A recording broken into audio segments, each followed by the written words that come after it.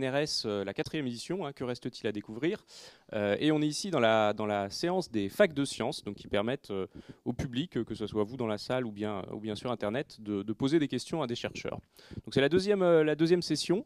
On reçoit Marie-Claire Villeval, qui est chercheuse à Lyon, qui dirige le groupe, vous dirigez le groupe, c'est ça, hein, qui s'appelle GATT, donc c'est Groupe d'analyse et de théorie économique, et qui va nous parler d'un sujet passionnant qui est malheureusement trop méconnu en France, qui s'appelle l'économie comportementale et plus précisément l'économie comportementale expérimentale. Merci beaucoup pour votre introduction et merci à vous d'être là. Donc effectivement, je m'appelle Marie-Claire Villeval et je fais des expériences en économie pour mieux comprendre comment nous prenons nos décisions et pour essayer d'imaginer comment améliorer l'efficience de nos décisions. Alors, en général, on n'aime pas beaucoup les économistes, hein, surtout à la faveur de la crise de la fin des années 2000. On a beaucoup reproché aux économistes d'avoir des modèles qui étaient absolument incapables de prédire la survenue de ces crises.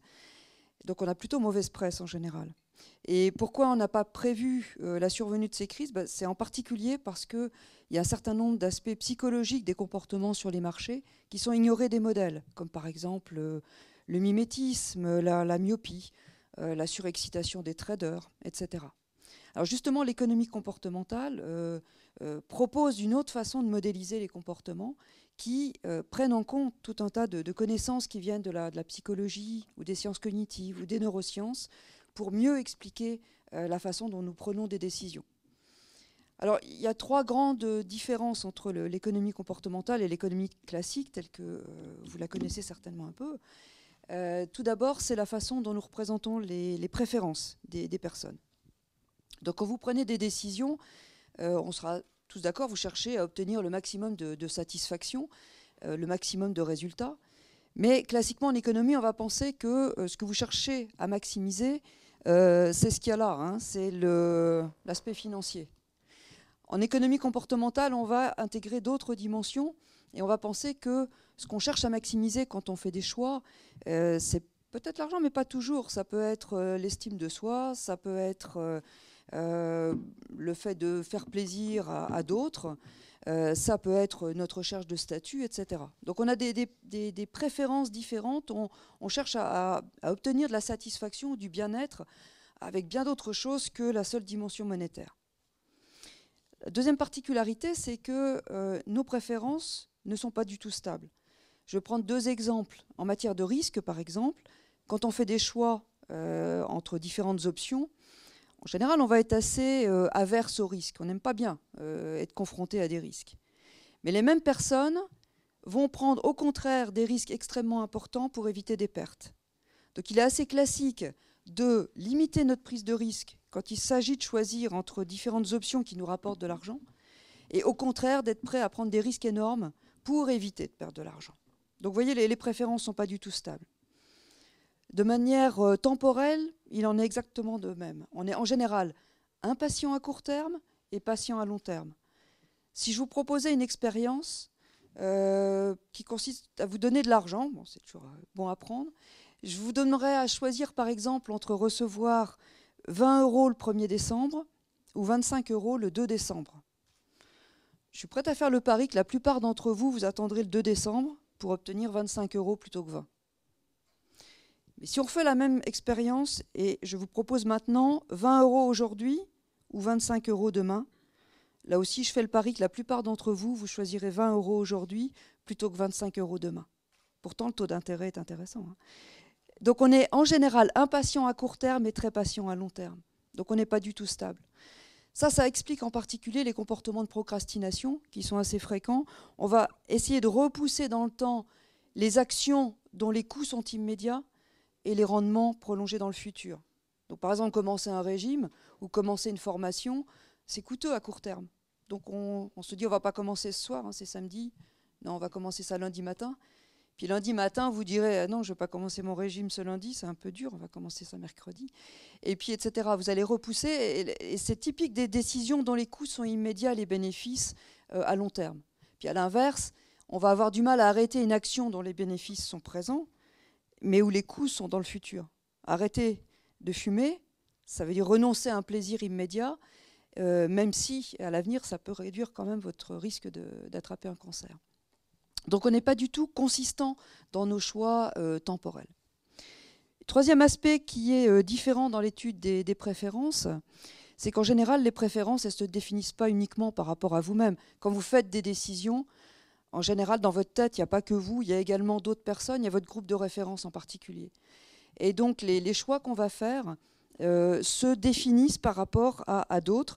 Et il y a 3 dimensions qui sont très importantes dans les choix économiques. Tout d'abord, l'aversion à l'inégalité.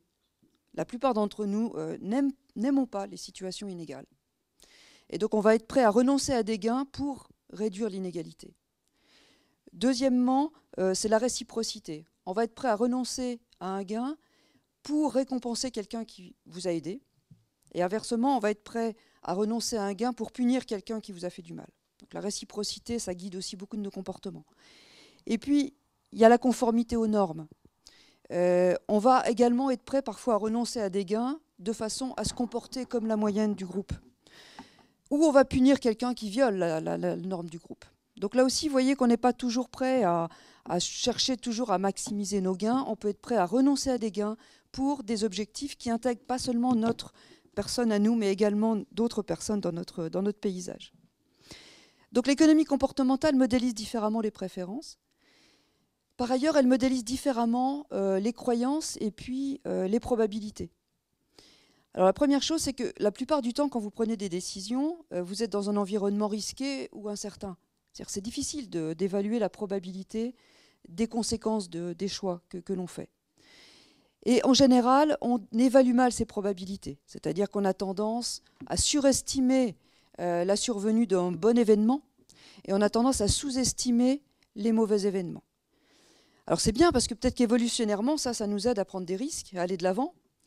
Mais ce n'est pas toujours très bien parce que ça nous pousse parfois à nous assurer insuffisamment ou à épargner insuffisamment.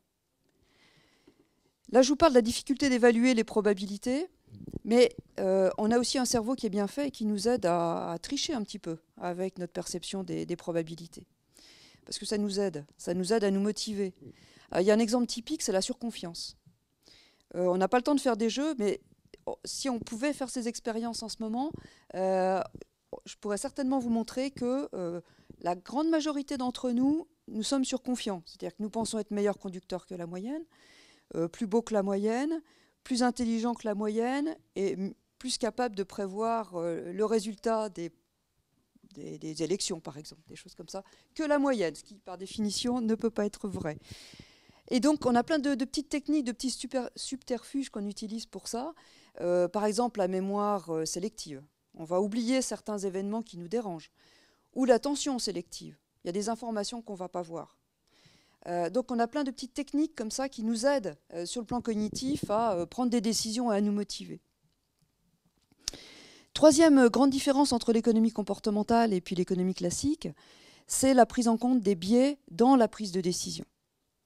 Donc même si on admet qu'on connaît bien nos préférences, même si on est capable de prévoir, de bien estimer les probabilités, on fait quand même beaucoup d'erreurs.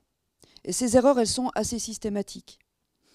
Alors pourquoi fait-on ces erreurs systématiques ? Bien parce que dans très très nombreuses situations, on décide de manière intuitive, rapide, spontanée, alors que souvent une bonne décision économique supposerait au contraire de prendre son temps, d'être plus dans la réflexion, dans la décision froide plutôt que dans de la décision chaude. Donc on fait des erreurs systématiques pour cette raison-là. Par ailleurs, on fait également des choix qui se définissent par rapport à un point de référence. Alors, le problème, c'est de définir quel est ce point de référence, mais on évalue un objectif par rapport à un point de référence. C'est-à-dire que si on est en dessous du point de référence, on subit une perte, même si on est dans le domaine des gains, mais c'est quand même une perte par rapport à ce point de référence. Et on surestime, on surpondère les pertes. C'est-à-dire qu'on souffre énormément d'une perte.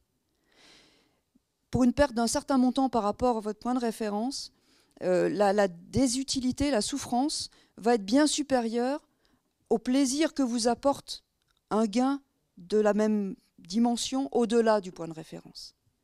Ça veut dire quoi ? Ça veut dire par exemple, vous changez de travail, vous avez un salaire qui est inférieur à votre précédent salaire, mettons de 100 € de moins, bah, cette perte de 100 € va vous faire souffrir beaucoup plus que si vous aviez eu une promotion et que vous gagnez 100 € de plus que par rapport à votre ancien salaire. Donc la perte par rapport à ce point de référence crée énormément de souffrance. Alors ça veut dire quoi? Bah, ça veut dire que si je peux changer votre point de référence, si je peux changer la présentation d'une décision, vous la faire prendre pour un gain plutôt que pour une perte, vous allez faire des choix différents. Donc ça veut dire qu'on peut modifier comme ça les choix des citoyens en leur présentant les choix d'une manière différente. Alors comment est-ce qu'on sait tout ça? Alors il y a une partie de ces connaissances qui viennent de la psychologie, mais qu'on va retester en économie et on va tester en particulier avec des expériences qu'on fait en laboratoire ou sur le terrain. Ça c'est une photo d'une partie de mon laboratoire à Lyon. On a une 40aine d'isoloirs comme ça.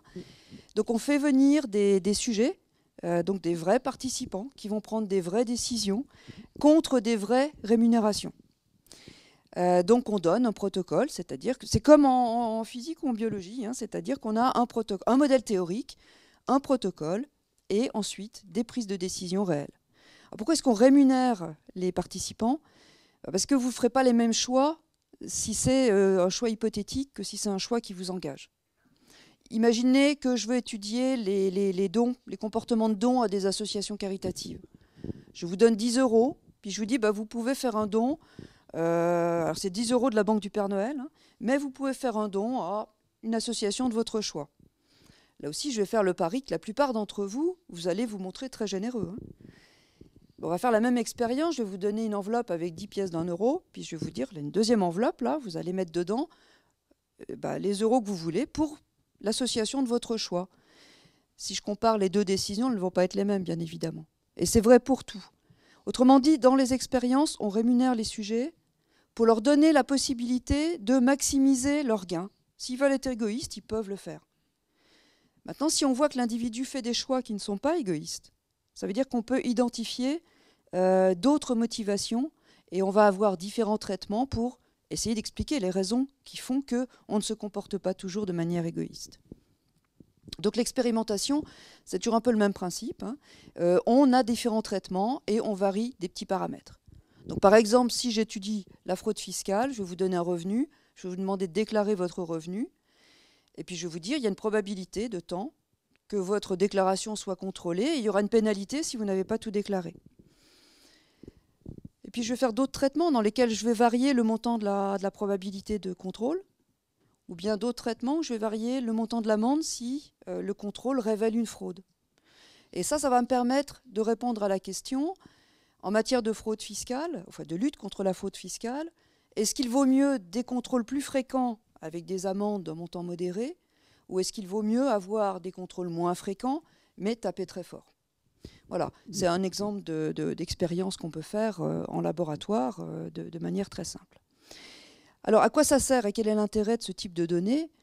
C'est en particulier que ça nous permet de produire des données qu'on n'obtient pas facilement par des enquêtes, en particulier l'attitude face au risque, la patience, l'altruisme, voilà, la réciprocité. Bon, c'est des dimensions qu'on peut difficilement mesurer par des enquêtes directes auprès des individus, ou la malhonnêteté, par exemple. Donc on peut produire en laboratoire des mesures de paramètres essentiels dans les choix économiques qu'on n'obtiendra pas autrement. Autre avantage, c'est qu'on peut faire des changements, toutes choses égales par ailleurs. Dans la vraie vie, quand on change une politique économique, on prend des risques énormes, c'est très coûteux, parce que si la politique a été mal conçue, ou si les gens ne réagissent pas comme le concepteur pensait qu'ils allaient réagir, on peut entraîner des problèmes très très graves.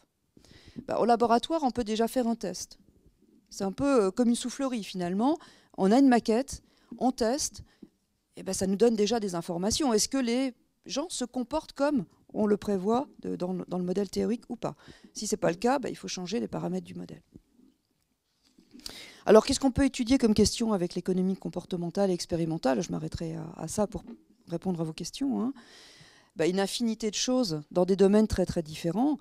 Par exemple, est-ce que si on augmente le salaire, l'effort augmente, la productivité augmente? Est-ce que c'est toujours vrai ça? Est-ce que si on introduit des quotas pour favoriser l'accès des femmes aux fonctions de responsabilité, ça pénalise les hommes les plus compétents? Est-ce qu'il vaut mieux, quand on veut lutter contre le terrorisme ou la fraude dans les transports, par exemple, est-ce qu'il vaut mieux mettre des contrôles systématiques très intenses, ce qu'on appelle les crackdowns, hein, ou est-ce qu'il vaut mieux faire des contrôles très aléatoires? Est-ce qu'en matière de fraude, de lutte contre la fraude fiscale, il vaut mieux faire des pénalités très fortes ou des pénalités moins fortes, mais des contrôles plus systématiques? Est-ce que, dans le milieu de l'entreprise, il faut donner de l'information sur la productivité ou la réussite d'autres services, d'autres collègues? Est-ce que ça a un effet d'encouragement sur les salariés, etc. Donc dans des tas de domaines en matière de santé, de travail, de politique publique, on peut utiliser ce type de méthode pour faire des tests et pour essayer de comprendre un petit peu mieux comment nous prenons nos décisions. Voilà. Donc je suis prête à répondre à vos questions, bien sûr.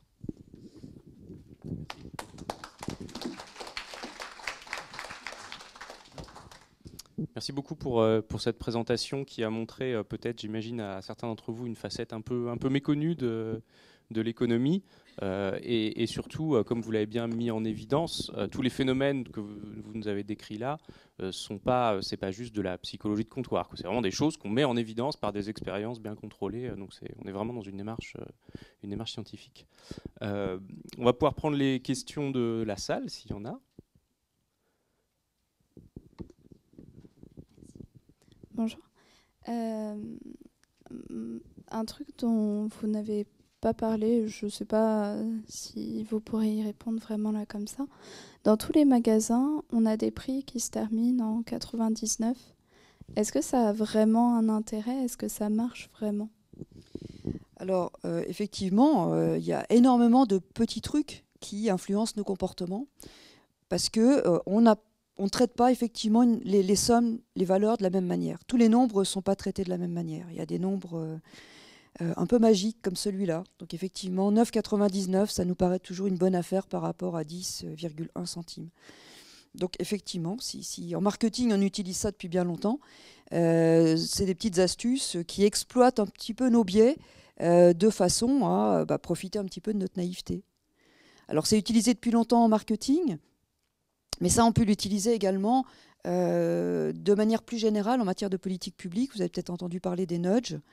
C'est des petits coups de pouce qu'on utilise en matière de politique publique. Nos politiques font beaucoup d'efforts pour trouver des solutions à nos gros problèmes, mais les politiques sont très coûteuses, ne marchent pas toujours. Et donc, on essaye d'utiliser l'économie, enfin les résultats de l'économie comportementale pour proposer des outils de politique économique. Donc, ça ne coûte pas très cher, c'est l'avantage, et ça ne peut pas faire vraiment beaucoup de mal, donc c'est bien aussi. Mais on va exploiter tous ces petits biais comme ça, dans des tas de domaines différents. Donc ce que vous citez comme exemple là, c'est un des biais classiques qui font que le choix du consommateur est parfois influencé par... oui, c'est un biais parce que c'est ridicule de faire une différence entre 9,99 et 10, quoi. Et justement, vous dites c'est un des biais qui sont utilisés couramment. Quels sont les autres, les plus courants? Alors, il y en a énormément. Le biais le plus fréquent, peut-être, c'est le biais de statu quo. Vous savez, les abonnements à la presse, où on vous offre un an à 10% du prix normal ou 20% du prix normal, c'est très intéressant, bien sûr, pendant un an. Mais il faut quand même que vous pensiez, au bout de 10 mois, à ne pas automatiquement renouveler l'abonnement. Donc ça, c'est le biais de statu quo. On a beaucoup de mal à remettre en question des choix qu'on a faits dans le passé. Ils sont faits, on n'y pense plus. Donc on peut exploiter ça d'une manière commerciale. Hein. Je cite l'exemple des abonnements aux revues. Mais on peut l'exploiter aussi pour aider les personnes à faire des choix qui sont meilleurs pour elles, dans leur intérêt, et qui ne soient pas en contradiction avec leurs préférences. Je m'explique. Avoir un biais de statu quo, ça veut dire qu'on va avoir du mal à décliquer une option. Donc dans un plan proposition de plan d'assurance ou de retraite, parfois on va vous proposer, il y aura une case qui va être pré-cliquée sur le site internet. Donc il faut que vous fassiez ce qu'on appelle le opt-out, c'est-à-dire pour éviter automatiquement d'adhérer à quelque chose, il faut que vous disiez non, je ne suis pas d'accord. Ou pour les dons d'organes par exemple. Par défaut, vous êtes volontaire pour donner votre organe un organe après votre décès. Cet exemple-là est particulièrement spectaculaire quand on regarde les statistiques de dons d'organes par pays. En fait, on voit qu'il y a deux groupes. Il y a des pays où c'est 5% et d'autres c'est 95%. Voilà. Et c'est lié à est-ce que c'est opt-in ou opt-out. Et c'est pas parce que dans certains pays on est plus généreux que dans d'autres. Hein. C'est ce système d'opt-out versus opt-in. C'est-à-dire, dans certains pays, par défaut, vous êtes volontaire. Et ça exploite le biais de statu quo. C'est-à-dire qu'on suppose que vous n'allez pas faire une démarche écrite pour dire « je ne veux pas donner mes organes ». Et dans d'autres pays, c'est du opt-in. On suppose qu'il faut que vous manifestiez votre volonté d'action pour... voilà. Donc on peut exploiter ce type de biais aussi pour le bien de la communauté. Hein. Ce n'est pas toujours à des fins commerciales. Mais donc des biais comme ça, il y en a énormément, effectivement. Merci. Il y avait une question, monsieur, là-bas, je crois.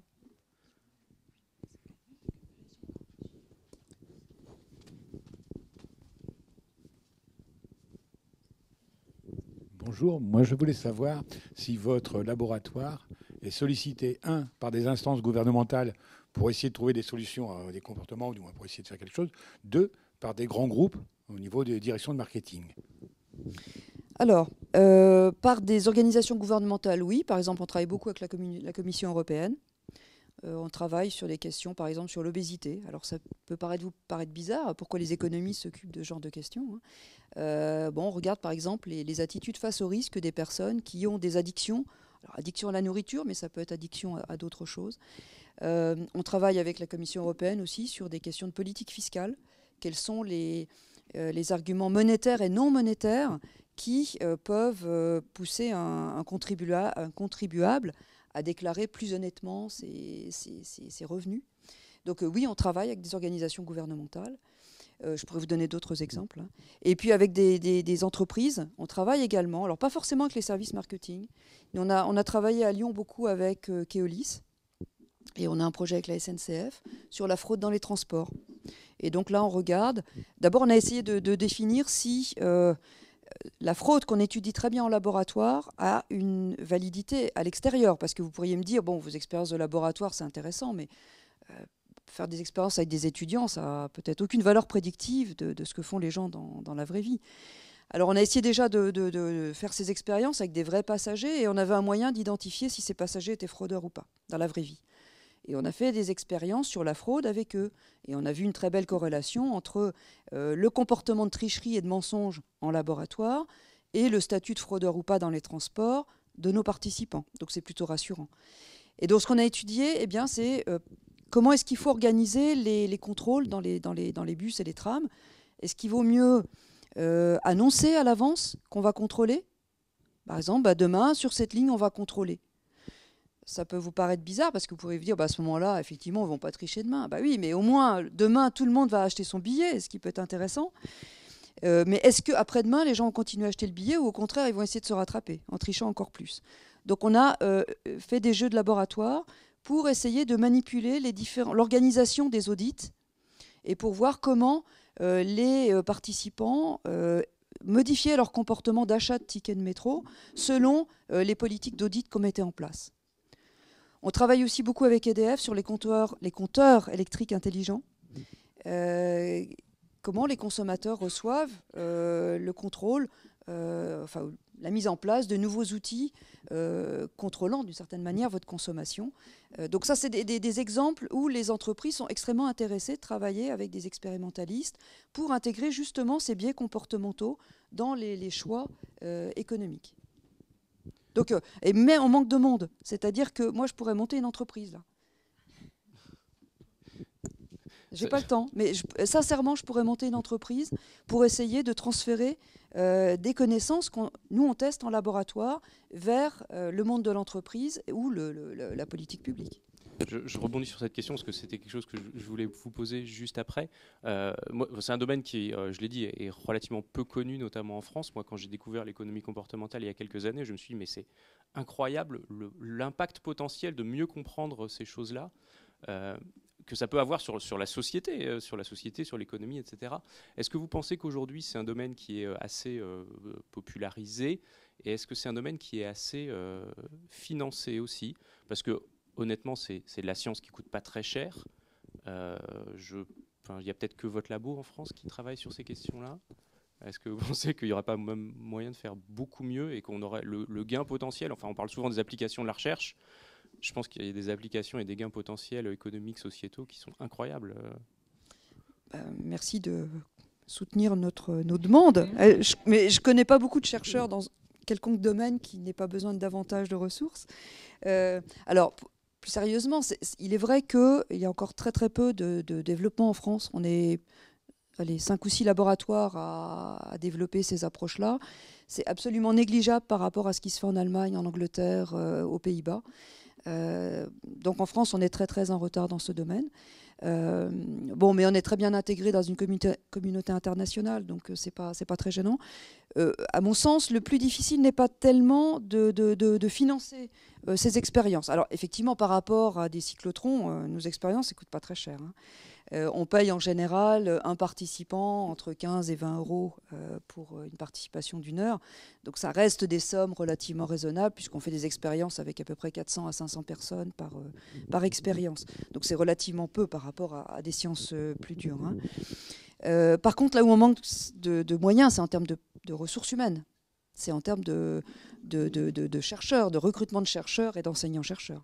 Parce que là, effectivement, il y a énormément d'applications, parce que c'est un outil. L'expérimentation, c'est un outil. Donc ça peut s'appliquer, non pas à toutes les questions, bien sûr, mais à énormément de domaines de l'économie. Macroéconomie et microéconomie, pas seulement la microéconomie. Est-ce qu'on a des questions? Oui.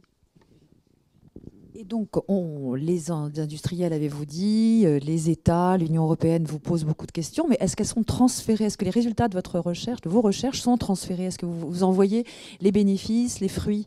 Les plus spectaculaires se font dans ce qu'on appelle les nudge units. Alors, ça a été mis en place par Obama aux États-Unis en 2009.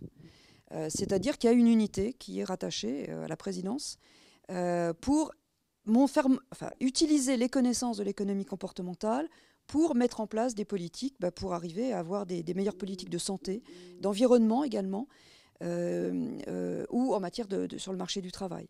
Ensuite, ça a été mis en place en Angleterre, auprès de David Cameron, en 2010. En Allemagne, je crois que ça a commencé en 2012. En France, on a 2 personnes, à Bercy maintenant, je crois que ça a commencé il y a 1 an, mais 2 personnes. Donc le chemin est long. Mais il y a effectivement, là, clairement, des transferts qui se font, qui existent déjà. Parfois, c'est anecdotique, mais il y a des tas de mise en place de ça. Vous n'en avez pas forcément conscience, mais quand vous êtes à votre volant et que vous voyez sur le bord des routes le petit bonhomme qui s'allume quand vous êtes au-delà qui fait la tête quand vous êtes au-delà de 50 à l'heure, alors que la limite, c'est 50, ça vient directement des travaux en économie comportementale. On n'aime pas, pourquoi? Parce qu'on a une préoccupation d'image de soi. Donc on n'aime pas avoir quelqu'un qui vous montre que ce que vous faites, c'est pas bien. Et on réagit, on freine, ça marche. Dans les cantines scolaires, pourquoi est-ce qu'on met en avant les salades et les fruits et on met en arrière les gâteaux? Parce qu'on sait très bien que traiter l'obésité, ça commence à l'école et qu'une façon simple d'essayer de réduire la tentation, c'est de rendre plus attirants les produits plus sains. Voilà. Donc il y a un tas de petites interventions comme ça qui ne sont pas très coûteuses et qui viennent de travaux en économie comportementale et en psychologie, en marketing, mais en particulier en économie comportementale. Donc il y a des applications depuis longtemps, mais selon les pays, c'est institutionnalisé plus ou moins. Et aux États-Unis, la NASA avait une unité d'économie comportementale, mais déjà dans les années 2000. IBM a des chercheurs, un laboratoire d'économie expérimentale. Donc il y a des entreprises qui ont institutionnalisé ce type de méthode. Et que conseillerait l'économie comportementale et expérimentale à la France, gouvernement français aujourd'hui, pour éviter ce que l'on craint tous en termes de captation de la société et de réponse à ces demandes?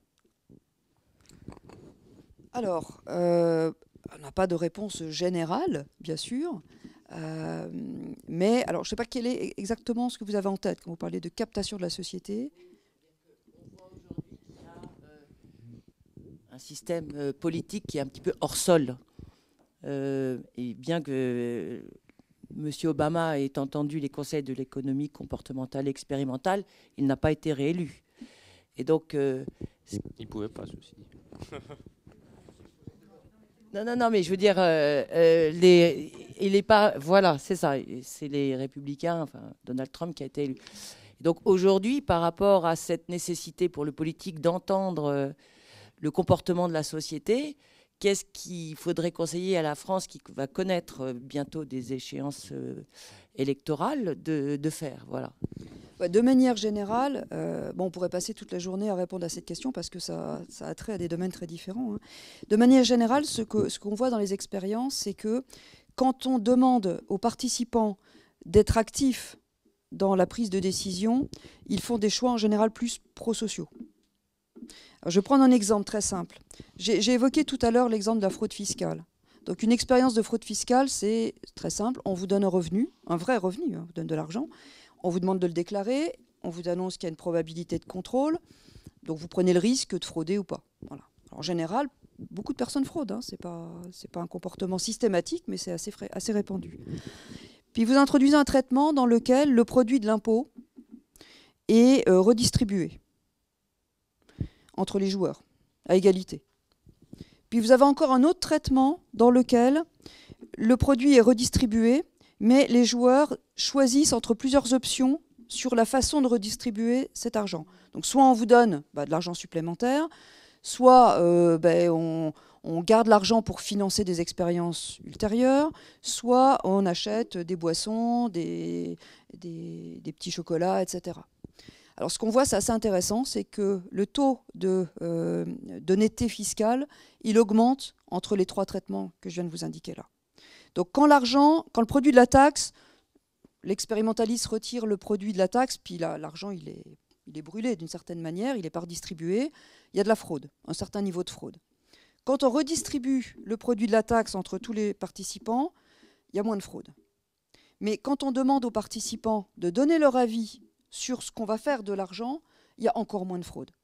Et ça, c'est un comportement qu'on retrouve dans d'autres types de jeux, puisqu'on étudie par exemple beaucoup la coopération. À partir du moment où vous donnez le choix entre les institutions en place aux participants, ils sont plus coopératifs et plus prosociaux. Et ça, c'est quelque chose qu'on retrouve systématiquement, ce qu'on appelle la prime démocratique. Le seul fait de demander leur avis fait une différence. Donc, j'ai bien conscience de ne pas répondre à toute votre question, hein, mais c'est une illustration qui montre qu'effectivement, la prise de parole a un effet considérable sur les choix économiques et la communication entre les personnes a un choix considérable. L'autre chose qu'on voit quand même beaucoup en laboratoire, c'est ce qu'on appelle le in-group, out-group, c'est-à-dire qu'on traite différemment les membres de son groupe et les membres d'un autre groupe. Ce qui est assez terrible, c'est qu'il suffit que je vous dise que vous avez la couleur bleue à droite, puis vous à gauche, vous avez la couleur verte. Puis je vais vous proposer de faire des décisions collectives. Tout est anonyme, bien sûr. Hein. En laboratoire, vous voyez, ils sont tous isolés. Hein. Le seul fait de savoir que vous échangez avec quelqu'un qui a la couleur bleue ou quelqu'un qui a la couleur verte va vous faire prendre des décisions différentes. Donc on discrimine. Même si on est prosocial, même si on est quelqu'un de généreux, etc., on discrimine très vite. On fait très vite une différence entre les gens de son groupe et puis les autres. Et donc, comment essayer de dépasser ce type de tendance qui revient très, très vite, hein, c'est en introduisant de la communication, par exemple. Là, la communication permet d'atténuer la division qu'on arrive à étiqueter vraiment très, très facilement. Donc, communication et expression d'un avis, choix donné aux joueurs entre les institutions, ça, c'est quelque chose qui fait une très, très grande différence. Une question là-bas ?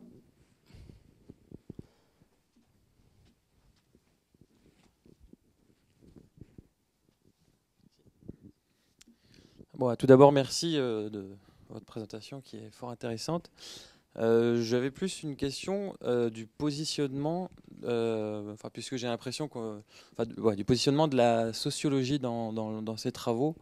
J'ai l'impression que c'est peut-être un peu plus l'économie comportementale et un peu plus en amont, c'est-à-dire qu'on est plutôt neutre de ce point de vue-là, donc c'est peut-être une question qui se pose plus en aval pour les applications de cette science. Donc les rapports avec les autres sciences sociales en général, la sociologie en particulier. Alors, c'est vrai que nous, on travaille quand même beaucoup sur l'individu, hein, la prise de décision de l'individu, éventuellement dans un groupe, mais on travaille beaucoup sur l'individu. On a plus de liens avec la psychologie ou les sciences cognitives, avec les neurosciences, qu'avec la sociologie. Mais on n'ignore pas la sociologie. En France, c'est un peu difficile les rapports entre économie et sociologie, parce qu'on a plutôt une sociologie qualitative. Les économistes sont quand même plutôt quantitatifs. Mais clairement, quand on fait de l'économie comportementale, on dialogue avec d'autres disciplines. Il y a une partie de cette approche qui s'appelle la neuroéconomie. On travaille là avec des spécialistes du cerveau pour essayer de comprendre comment se fait la prise de décision dans le cerveau. Alors, pourquoi est-ce que nous, on intéresse les neuroscientifiques ? Pourquoi ils ont besoin des économistes ? Parce qu'on a des modèles théoriques qui permettent de prédire des comportements. On a des modèles mathématiques qui permettent de prédire les comportements. Eux, ça leur donne une espèce de cadre qu'ils peuvent tester, par exemple en IRM, en scanner. Et nous, ça nous intéresse. Pourquoi ? Parce que nous, on connaît l'input, les options possibles. On connaît l'output, la décision que la personne a prise. Mais quel est exactement le processus de réflexion qui a amené l'individu à prendre ce choix-là plutôt que tel autre, on ne le sait pas trop. Donc aller voir ce qui se passe dans le cerveau, quel est le circuit qui est activé, ça nous permet de mieux comprendre le processus de décision. Donc il y a plutôt cette tendance à aller voir du côté du très très petit, avec les neurosciences. Le travail avec les sociologues, il est moins systématique. En tout cas, en France, à ma connaissance, il n'y a pas de coopération économie comportementale et sociologie. Et à l'étranger, je ne vois pas beaucoup d'exemples non plus. On travaille avec des anthropologues, par contre. J'avais un peu la question symétrique, moi, qui était le rapport de vos travaux avec l'économie plus classique. On sait qu'il y a tout un pan de l'économie qui est très mathématisé, qui a été développé notamment plutôt au XXe siècle, où on fait des modèles mathématiques rigoureux qu'on résout, et on est obligé dans ces modèles, enfin très souvent, de supposer, que les individus sont parfaitement rationnels, vous nous avez montré que ce n'était pas le cas, et de deux, que la seule chose qui les intéresse, c'est de maximiser leur argent, et vous nous avez montré aussi que ce n'était pas le cas. Et on sait qu'il y a quand même notamment énormément de politiques économiques qui ont été fondées sur ces travaux théoriques, notamment dans les années 80.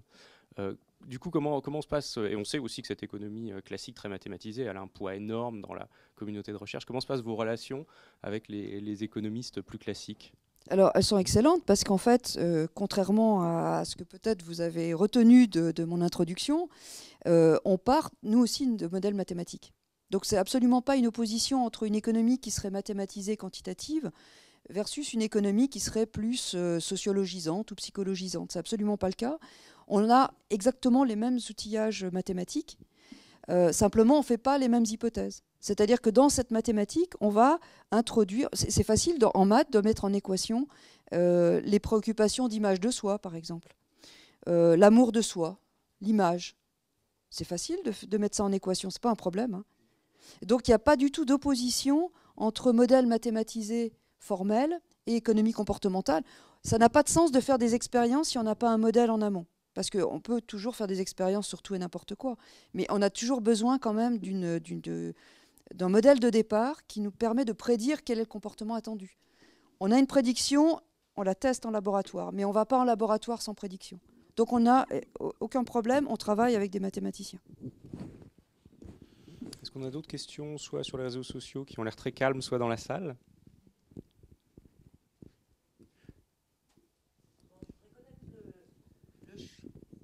Le champ, le terrain de l'interdisciplinarité que l'économie comportementale, expérimentale entraîne. On voit, il y a les sciences dures, les sciences molles.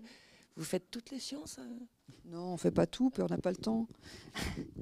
mais c'est bien d'avoir des objets. On travaille sur des objets qui sont souvent pluridisciplinaires. Si on travaille sur les réseaux, par exemple, les réseaux, les sociologues ont fait beaucoup de choses sur les réseaux, bien avant les économistes. Mais pour comprendre aussi comment fonctionne un réseau, on a besoin, là, pour le coup, de modèles mathématiques extrêmement complexes. Je disais tout à l'heure, on travaille avec des anthropologues. Ben oui, parce qu'une fois qu'on a identifié des motivations, par exemple l'altruisme, c'est intéressant de savoir si dans toutes les sociétés, on a la même motivation. Est-ce que l'individu prend le même type de choix économique, pèse de la même manière l'utilité des autres dans sa fonction d'utilité ou pas ? Donc c'est intéressant de travailler avec des anthropologues parce qu'on va faire des expériences, on va les répliquer dans différents pays ou dans différentes sociétés. Puis on va essayer de voir dans quelle société on retrouve les mêmes résultats et dans quelle autre on voit autre chose. Par exemple, ce qu'on voit, c'est que la plupart des résultats qu'on trouve dans nos expériences, on va les retrouver dans des petites sociétés tribales, mais qui ont été exposées au marché, aux échanges marchands. Et on ne va pas les retrouver dans des sociétés qui sont beaucoup plus repliées sur elles-mêmes. Donc certainement, nos comportements, ils ont évolué et ils sont liés à notre exposition au marché, parce que dès qu'il y a des marchés, ça veut dire qu'on étend notre réseau. Donc ça nous amène à changer notre comportement vis-à-vis des autres. Ça veut dire que quand on est dans un réseau, on doit faire confiance. Donc la construction de la confiance ne s'appuie pas sur les mêmes racines que quand on est dans un groupe clos, etc. Donc on peut travailler sans problème avec d'autres disciplines, mais on garde notre identité, on est économiste. C'est-à-dire qu'on a quand même tout notre background d'économie. On considère qu'on a des fonctions d'utilité, qu'on maximise cette utilité. Alors effectivement, ce n'est pas que l'argent, il y a autre chose, on maximise autre chose. Mais on a quand même notre cadre et on ne se donne pas le droit de parler au nom des sociologues, des psychologues et autres. On est économiste.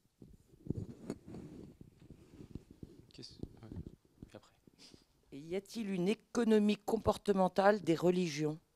Et varie-t-elle suivant les pays? Non, il n'y a pas d'économie comportementale des religions, mais la question des religions est un objet qui est traité par des économistes. Pourquoi est-ce qu'on adhère? Ça fait partie des croyances en général. Pourquoi est-ce qu'on adhère à des croyances? Pourquoi est-ce qu'on peut avoir des sacrifices? Pourquoi est-ce que... qu'est-ce qu'on attend? Est-ce que les personnes qui ont plus de croyances religieuses ont des comportements différents sur le plan économique? Donc ça, c'est des questions qu'on étudie. Ce qu'on va montrer, par exemple, c'est que souvent, l'attachement religieux va être lié à un besoin d'assurance. C'est-à-dire que vous êtes d'autant plus croyant que vous êtes quelqu'un qui avait besoin d'assurance. Vous allez avoir un comportement différent selon que vous avez des croyances religieuses fortes ou une pratique religieuse importante. C'est-à-dire que votre comportement de confiance va être différent. Votre comportement à l'honnêteté peut être différent. En particulier, sur l'honnêteté, on travaille beaucoup sur ce sujet dans mon labo. Les normes déclarées sur ce qu'il faut faire, ce qu'il faudrait faire, sont différentes entre des personnes religieuses et non religieuses. Puis dans la pratique, après, quand on les soumet à des vraies décisions, on voit qu'il n'y a pas de différence dans les choix réels. Donc on peut travailler sur l'hypocrisie morale. Voilà. Donc, mais on peut effectivement s'approprier des sujets qui ne sont pas dans le domaine classique de l'économie. On va prendre une dernière question au fond de la salle. Je vous avais vu. Merci. Moi, je voulais revenir sur le choix des panels des personnes, du moins que vous prenez dans les expériences. Vous nous parlez de personnes qui travaillent isolées. Je voulais savoir, le comportement de l'individu est une chose. Le comportement en groupe varie-t-il? Et en fonction des milieux socio-culturels, est-ce qu'il y a une modification des comportements? Alors, milieu social et culturel. 2, par rapport à la notion de groupe. Bon, c'est une très belle question. Il y a 3 questions en même temps. Je vais essayer d'être très brève. Comportement individuel et comportement de groupe. Eh bien, les comportements sont différents. Dans quel sens? En fait, dès que vous mettez 2 personnes ou 3 personnes ensemble, elles se rapprochent beaucoup du comportement classique de l'homo economicus. Les groupes font des décisions beaucoup plus égoïstes, beaucoup plus rationnelles, commettent moins d'erreurs que les individus. Et ça, c'est quelque chose qu'on retrouve avec la plupart des jeux expérimentaux que l'on utilise. Donc les groupes sont plus rationnels, plus égoïstes. Donc ils font des décisions différentes.